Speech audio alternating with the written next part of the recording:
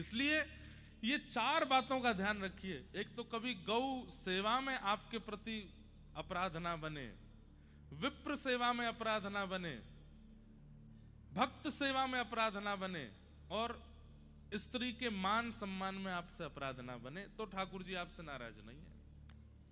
कई लोग कहेंगे महाराज जी स्त्री पुरुष का अपराध करे, वो स्त्री पुरुष का अपमान करे, उसमें नाराज नहीं होते ठाकुर जी।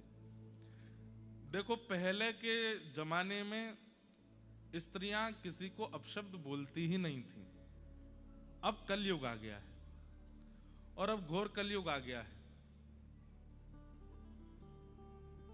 और इस घोर कलयुग के कारण क्या हो गया भैया? वो पीछे अम्मा क्यों उठी? गुब्बारा गिर गया? क्या गिरा?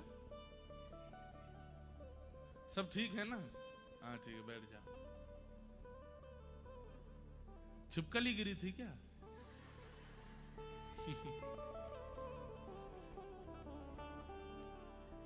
बोलो वृंदावन बिहारी लाल।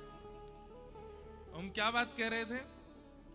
प्राचीन भारत में माताएं अपशब्द बोलती ही नहीं थी, माताएं कभी बुरा बोलती ही नहीं थी, माताएं कभी मारती पीटती नहीं थी, माताएं काट के बक्सा में नहीं धर देती थी। अब तो आए दिन सुनने में आ जाता है, हर 2-3-4 महीना में कुछ हो गया, वैसे ही ब्याह नहीं कर रहे और डर लगे आ जाता है, क्या करें। लेकिन एक बात सुनिएगा, रेशियो देखो।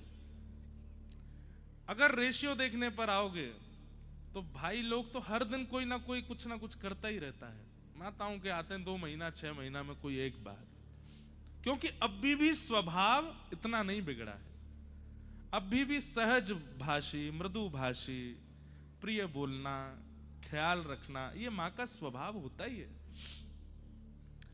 इसलिए उनके लिए कहा गया है कि भाई उनका अगर सम्मान में कोई, यत्र नार्यस्तु पूज्यन्ते रमन्ते तत्र देवता, अगर नारी का सम्मान नहीं करते हो तो ठाकुर जी नाराज होते हैं।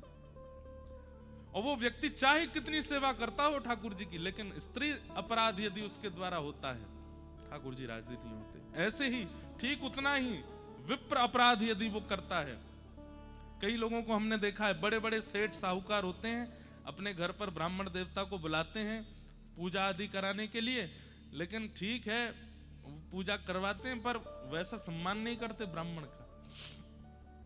आप कहेंगे ब्राह्मण ही अधिकारी क्यों है सम्मान का? भैया आपके जन्म